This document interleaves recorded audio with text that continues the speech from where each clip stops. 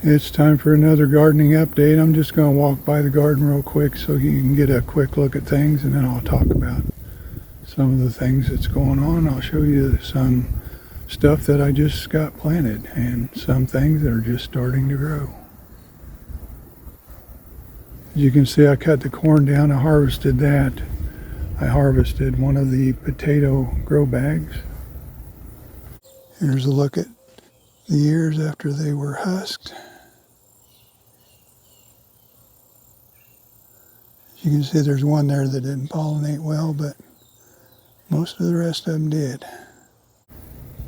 And we had some wind damage last night. I don't know if you can see back there, but the amaranth got broken and a real tall sunflower got blown over. The sweet potato and the straw bale has taken a lot more room up, still growing. Got the tomatillo. And I pulled 4 tomatoes out of this row because they had a little bit of disease and didn't have very many tomatoes on them. Right here we've got some chichimasai and some tatsoi growing, just starting to come up. And over here I've got some late pole beans growing on this tomato cage and some late bush beans right here. Then next to those we have some late corn that's just starting to tassel out. That's popcorn. Over here we've got some more late pole beans, and some of those are, well, that one is already to the top of the cage, and some of them are starting to climb pretty well. Then I have some late cucumbers starting to climb this string trellis. I've used those before. They're pretty handy for things that you want to get going real quick without going to a lot of work. I just kind of draped it over the top of the privacy fence here and staked it at the bottom with some plastic tent pegs. We had Monte Gusto pole beans. I pulled up those and then I planted some more back behind here. These are a variety called Cobra. Never grown these before, so I'm looking forward to seeing how they do. I'll clean off some of this old foliage from the other pole beans later. Then right next to that, in the ground here, we have some lettuce that just got planted a day or two ago. I can't remember. It might have been yesterday. The Malabar spinach, still growing like crazy. A lot of people don't like this stuff, and I'm not a big fan either, but I suppose it has to do with how you prepare it or cook it. I have some subscribers that say they really like it, and it's so heat tolerant that it'll make it through any of the weather that we have. Over in these grow bags I have some sugar and snap peas, some cilantro, some beets, and some lettuce planted, and none of it has came up yet. It was just planted a couple of days ago. The peppers are all doing pretty well. I just picked a bunch of quite a few different types the other day. We're getting tons of peppers that are starting to ripen.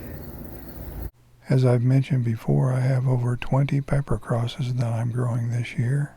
Most of them are in the F2 or F3 stage, so I've got a ways to go before these are anywhere close to being stable.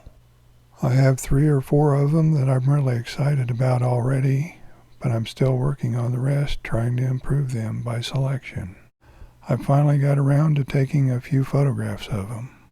The Shimo furry tomato plant is kind of rough looking, but it's still got quite a few tomatoes on it. And we had a rain last night, real good rain, and I'm sure some of those that are on there now that are ready to pick have probably split. This is one of our Rosella purples. It's probably got a dozen tomatoes on it, and here in August, that's pretty good because we've had such extreme heat that I'm surprised some of those even set on. There's another Rosella purple. It's probably got oh, I don't know, 15 or so. They're hard to see for the foliage. Here's a closer look at the amaranth that got damaged in the storm last night. And some of the branches just broke off, so I might try to save some seeds from them. I also have some late bush beans that are growing back here behind where the corn was. And we lost a Mexican sunflower that was probably close to 9 feet tall. It was at least as tall as the shed. Let's see if I can find a clip of that. I just took one the other day. Here's a look at it before it got blown over. The monarch butterflies really like to hit these on their way south. And the other butterflies and bees also like them. This is the dark stripe micro. Got a big old grasshopper I need to get right down in there. But it's heavy with, as you can see, there's, I don't know, hundreds and hundreds of flower buds. We've got even more underneath that mess. And it's probably got a couple of dozen tomatoes on it, and I've picked a few already. Here's a look at some of the dark stripe micros that I harvested. I did a taste test of this one, and I'll have that up at some point. These are the two F1s that I'm growing this year as a result of a cross that I did last year. And if you look, this plant here is probably about 6 feet tall now, which is kind of weird because both of the parents were a lot shorter than that. One's tops out at about 4 feet, and the other one tops out at about 3 feet. I have a few zinnias growing, and this one's got a butterfly on it. One of my favorite flowers, and this one has a grasshopper on it. We've got a lot of grasshoppers this year, and they've done quite a bit of damage, but I haven't got too carried away with the spray yet.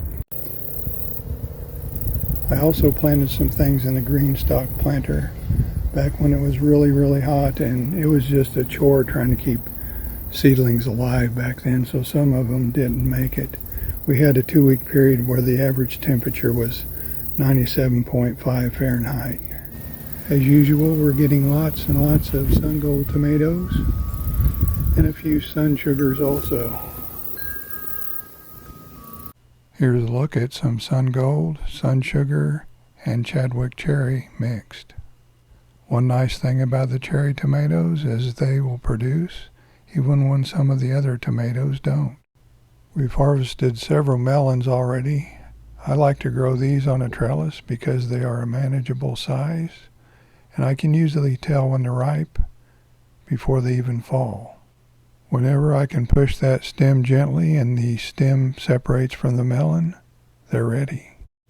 I harvested one of our 2 10-gallon grow bags that had the Kennebec potatoes in them, and I posted a video on that, so if you haven't seen it and you want to see it, I'll put a link down below.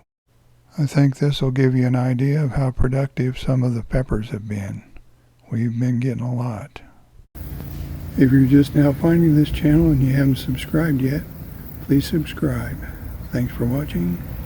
We'll see you next time.